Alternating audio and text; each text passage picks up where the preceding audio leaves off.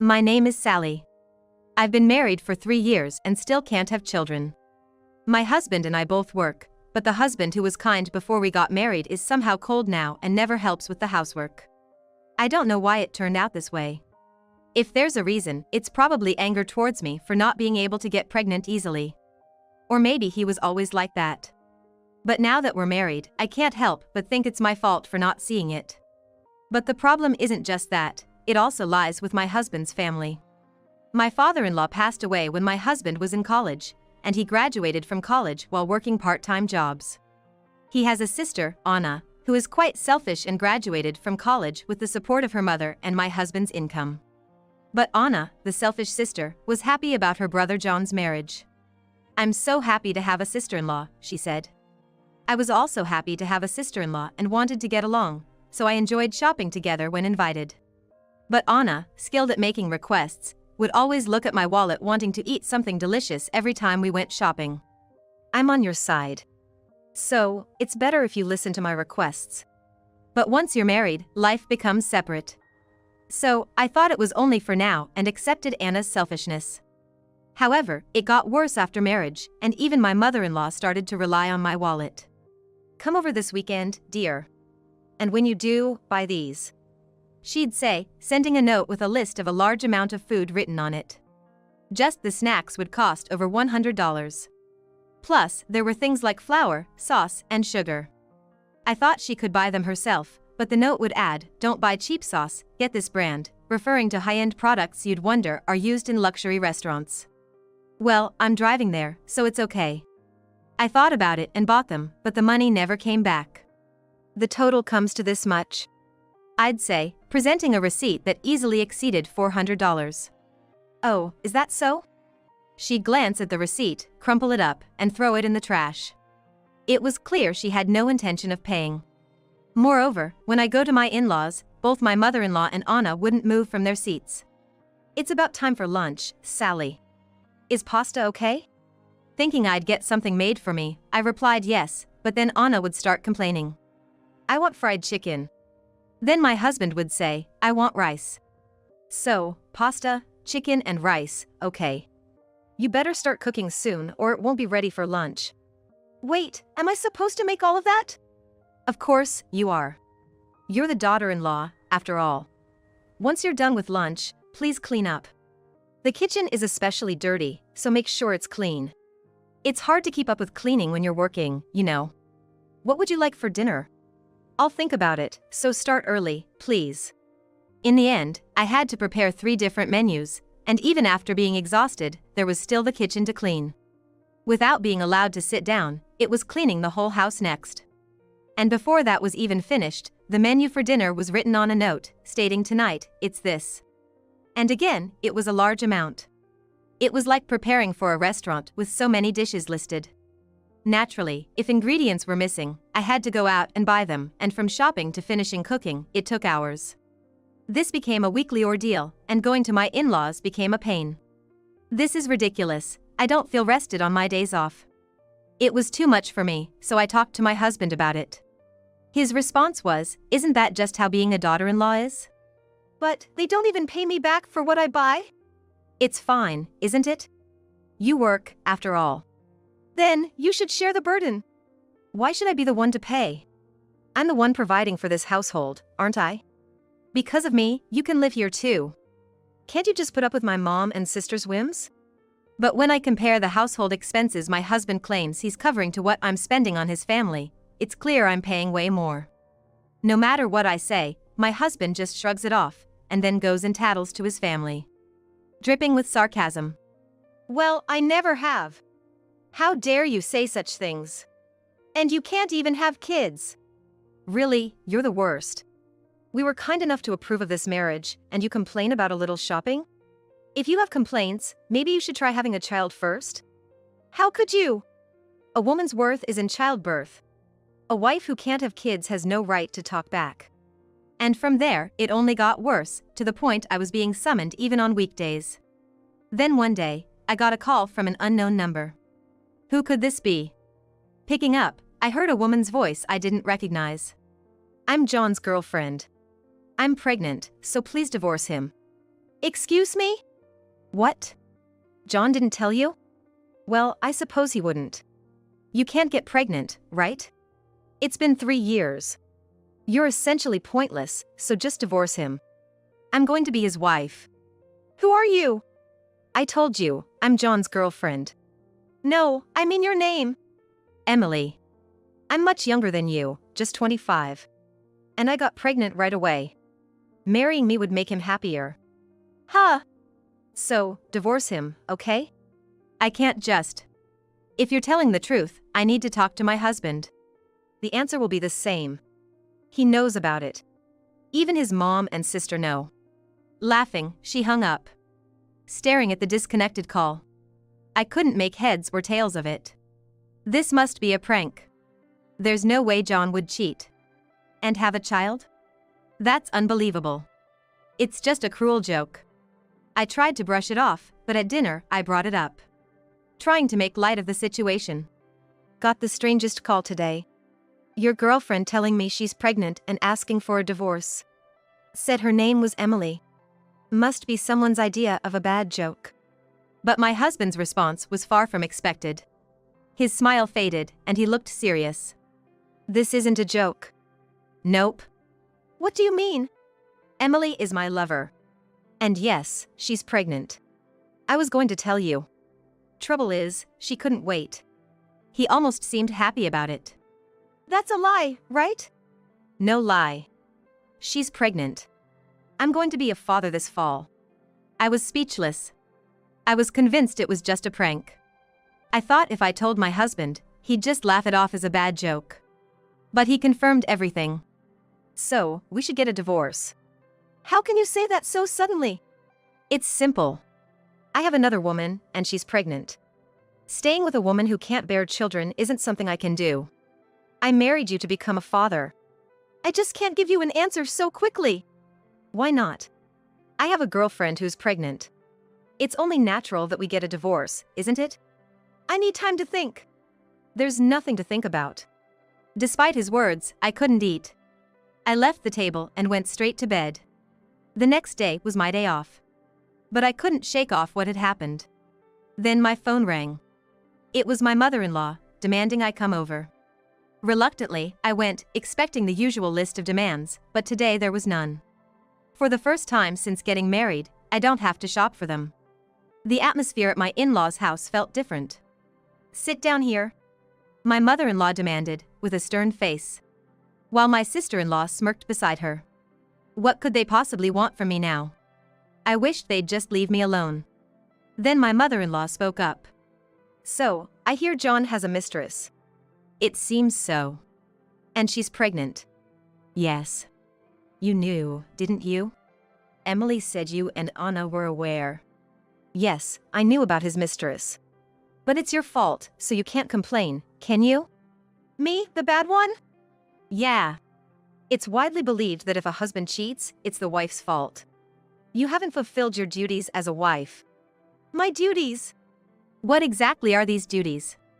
I've kept up with the housework and taken care of every weekend chore at my parents' house.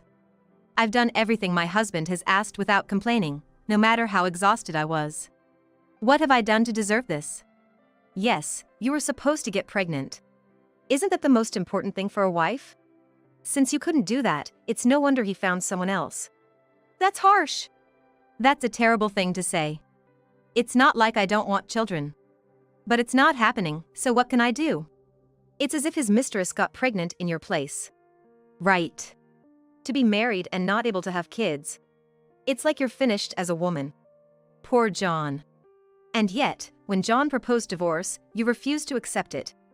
So, he told his mom about yesterday to get her on his side. With a child on the way, divorce is only logical. No matter how much you love John, you should part ways. Exactly. Since you're the one who can't have children, it's your fault. I don't care who becomes my sister-in-law. But a baby would make things interesting. Better than not having one. But, it's all so sudden. What are you worried about? Finances? You work too, so there's no need to worry. Don't destroy his happiness over such trivial matters. No, I'm not thinking about that. I just can't sort out my feelings. You can sort that out after the divorce. Just hurry up and leave. The other woman wants to get married quickly. Naturally, she's pregnant. She wants to reassure the baby it's okay to come into the world. That's what being a mother is all about. Would you even understand, not having children yourself? This is why women who can't get pregnant are considered half-complete. If you really don't want to divorce, I suppose we could keep you as a housekeeper. Not at John's place, of course. His new wife wouldn't like that. You can stay here and work as a housekeeper. That's a brilliant idea. Having a free housekeeper would certainly make things easier for us. They laughed, clearly mocking me. After that, they freely expressed their desire for me to divorce, relentlessly for 3 hours, until I was mentally exhausted when I finally got home. But what awaited me was even worse. It was John in a passionate embrace with his visibly pregnant mistress, Emily. Despite noticing my return, Emily glanced at me but didn't stop their actions. Instead, she laughed triumphantly. It felt like she was saying, "Now you'll definitely sign the divorce papers," with her laughter. John too, as if showing off how much he loves her and not me. Unable to bear it, I retreated to the bedroom, covering myself with the blanket to block out all sounds. What was I even to him? After being treated so terribly, why can't I decide to divorce? Why do I keep putting up with this? Despite all my patience, it's clear he doesn't understand. Do I intend to live like this for someone who treats me this way? The more I thought, the deeper I sank into despair, feeling pulled into the whirlpool of my thoughts. When I finally saw a way out, I heard the front door close. Emily must have left. I went into the living room. John was sprawled on the couch, looking satisfied. My feelings towards him were nausea, hatred, loathing, and finally, decisiveness. "I'll divorce you." John smiled triumphantly. As if he had one. Finally decided, huh? Get the divorce papers. We'll have a divorce ceremony at my parents' house this weekend. Divorce ceremony? Yeah. There's a section on the form for witness signatures. Why? We don't have to go all the way to your parents' house to do that, do we? We need people to approve the divorce. It's a hassle to write it at home and then find someone to approve it. If we do it at my parents' house, they can sign it right there. It's more efficient, and we can proceed with it immediately after. I see. She'll be happy about it too. She's been saying she wants to get divorced quickly because she's pregnant. Let's do it this weekend. All right, this weekend then. With that, I returned to my bedroom, covering my head with the blanket again. John left the house with light footsteps echoing behind him. He's off to report to Emily, isn't he? Despite the heaviness in my head and feeling suffocated, I fell asleep. A week has passed since then. Ever since, John and I have only had formal conversations, and we slept in separate rooms. It felt more like we were strangers living under the same roof rather than a married couple. I guess I've managed to sort out my feelings somewhat, as I no longer felt like crying. It was the night before our supposed divorce. My mother-in-law and sister-in-law came to our house. "Hey, Sally." Startled by the aggressive ringing of the doorbell, I opened the door to find my mother-in-law grabbing my arm. "I have something I want to ask. I'm coming in," she declared without waiting for an invitation. "What is your father, Sally?" "What do you mean by what is he?" "I just got a call from your father." "From my father?" "Yes, he said Sally had informed him about the divorce." "Yes, I did." "He wouldn't tell me why, just kept saying it was his fault for not being enough. So, I asked what the reason was." "Oh, I see." "So, I told them it's true you haven't been enough. You haven't been able to have children for 3 years. Then, I felt sorry and apologized, but the real issue came after I hung up. When I mentioned your father, they heard Smith and realized your family was the Smith conglomerate with a net worth of $2 billion. With that said, she took out her smartphone and showed it to me, and there was an article with the headline. "This is your father?" "Yes, that's correct." "I had no idea you were the daughter of a conglomerate." "Well, it's just that my father is wealthy, not me. I thought that was obvious." "Don't joke with me. If your parents are wealthy, it means you'll inherit the fortune when your father passes." "Huh? Is this true, Sally?" "Well, yes, my father is wealthy, but that doesn't mean I'll just inherit everything." "Why not? It's your parents' estate, it's supposed to come to you." "I didn't know about this, So when they asked about the divorce reason, I said it was because my son's mistress was pregnant. That's the truth, so there's no mistake. Then your father was shocked to hear about the mistress. And he didn't expect his daughter couldn't get pregnant. He said it was understandable that you were getting divorced. That's exactly the case, so there's no issue. There is a big problem. You're a daughter of a wealthy family. Yeah. Now we can eat more delicious food, go to high-end restaurants, and you can buy us brand-name clothes. Huh? I've always wanted a designer bag and jewelry. Right, with all that money, there's no need for a modest life. You're marrying into millions. We should build a new house. Living in this small place doesn't make sense. We should have a bigger house. What do you mean? No divorce. Why not? Because you're the daughter of a wealthy family. Huh? In front of me, completely confused, my mother-in-law began to plead. Forget the divorce, please. Huh? Yeah, no divorce. Even my husband and sister-in-law began to beg, saying the divorce is off. Letting go of such a great catch? No way. The divorce is off. You two have to stay married. I refuse. Why? Just when I've finally sorted out my feelings, ready for the divorce tomorrow, why would I call it off now that you know about the money? Especially when Emily is pregnant. What are you planning to do about her and the baby? We can just build a big house and live there all together. Yeah, if Sally just continues to be the housekeeper, there's no problem. Fury started building inside me towards this family who only thought about money. After everything they've done, they now want to cancel the divorce, thinking such selfishness would work. I pulled out the divorce papers from a drawer and spread them on the table. My name was already written on them. Seeing this, the three of them stiffened but then quickly started to deny it. We can just pretend this never happened. We don't need this. I really love Sally. I only thought I had to marry because Emily was pregnant. So Emily can just be a mistress, and we can continue as husband and wife. There's no need for a divorce. Yes, getting divorced after marrying is a bad move. Once you're married, you're supposed to stay together for life. You shouldn't just get divorced so easily. I've always liked you. So, let's get along from now on. I want so many things.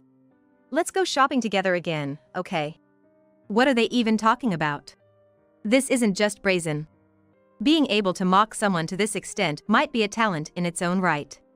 But the past of being dictated to and enduring this family can't just be erased. I've endured for the sake of keeping the family together, but I don't need to endure anymore. I will get divorced. I've endured being a wife since we got married, but I'm fed up. Being pushed towards divorce because the mistress got pregnant, and just when I've sorted out my feelings, you change your tune because of money. I don't want to be even legally related to such people. What are you talking about? We're not getting divorced. Divorce requires mutual consent. Adultery is a valid reason for divorce. If necessary, we can go to court. I can hire a competent lawyer. Can you afford one better than mine? That's... So, the divorce is definite. I'll also demand alimony for the adultery. We don't have that kind of money. It doesn't matter if you have the money or not. I come from a wealthy family. You've committed adultery and pushed me towards divorce. I wish you had told me earlier you were the daughter of a tycoon. Then none of this would have happened. You wanted children, didn't you? Even if I had money, that wouldn't have changed the fact I couldn't give you children. You would have found a mistress anyway. If you had access to more money, maybe you'd have even more mistresses? That's not true. Is that so? No, I'm not saying I want to stop the divorce because of the money. Listen, I love you. I just happen to have a mistress, but my heart only sees you. And what if I said I wouldn't inherit any fortune after my father dies? That's unthinkable. Inheritance automatically comes, doesn't it? There's something called renouncing inheritance. No way I'd allow that. If you renounce the inheritance, you lose all your value. So, it's all about the money, then? Of course. Please discuss this with my lawyer from now on. Also, just so you know, your mistress's family is in deep debt. They plan to have you shoulder it once you're married. How do you know that? It's natural to investigate my husband's mistress. I wanted to know who I lost to. Thanks to that, I felt quite satisfied. Now, you'll have to deal with tens of millions in debt. Have fun with that, especially with a baby on the way. I'm sure you'll have a delightful life." With that, I left my husband and his family behind. A month later, my ex-husband, John, came to my parents' house. When John saw me, he started saying something outrageous. "Let's start over, Sally," he said, out of the blue. "Weren't you married to Emily?" "No, we didn't get married." "Oh, why not?" "She was eager to marry, wasn't she?" "After that, I asked her about the debt. She told me it was just as you said, tens of millions in debt. She said now that we're getting married, you'll help me pay it back. That's ridiculous. Why should I have to pay off her debts?" "Oh, even with a child involved? That won't fly, will it?" "No, I'm not going to marry just to be saddled with her debts. Besides, remarrying you would be much better." "But that would trouble her, wouldn't it?" "If it really comes to marriage, she can stay as a mistress. Then if you pay off her debts, everything will work out, right?" "How selfish." "It's not just me saying this. Mom and my sister agree. It was decided in a family meeting."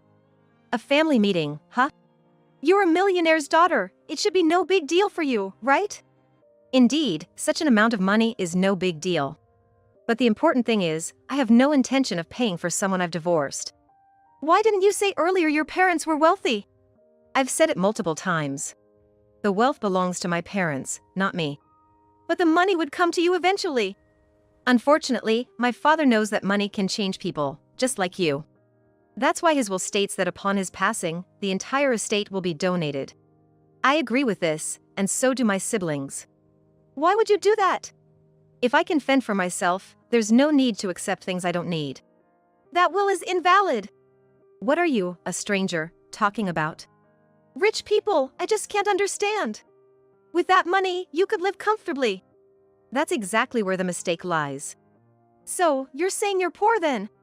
"That's right." "I'm not interested in a woman like that. A poor you isn't worth remarrying," John said as he prepared to leave. Which I didn't mind at all. "But let me tell you something. I own my company. It's still small now, but I'm planning a business that can grow in the future." "Is that so?" "But there's no guarantee it'll succeed." "I'm not interested in you then." "No, if you do become wealthy, then I might consider remarrying you." Laughing, John showed his true colors, so I showed him my smartphone screen. "Do you know what this is?" "It's a smartphone." I tapped an app on the screen. And immediately, security guards came and apprehended John. "What's this?" "Tapping this sends security guards to me. They're stationed at my house, so they arrive quickly. You better not come near my house again, even if I become wealthy." As I laughed, John was thrown out of the premises. After revealing everything to his family, John was berated by his mother and sister for not remarrying. They asked him what he would do now, but he said if he went to my house, he'd only be chased away by security, so he had no choice but to give up. The mistress demanded marriage, but when faced with her debts, he refused, saying marriage and the child were separate issues.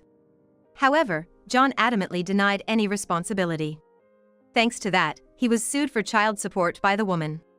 Furthermore, after I demanded alimony from him, his mother and sister kicked him out, refusing to share in his misfortune. They had said the family should overcome this together, but his mother and sister refused to draw the short straw. In the end, he moved into a shabby apartment, struggling with day jobs and part-time work, barely making ends meet. After leaving John, I found a new partner and enjoyed fulfilling days in both my work and personal life. My company is now on track, and my wealth is increasing. I'm heading towards being a wealthy individual without relying on my parents' inheritance. Take that.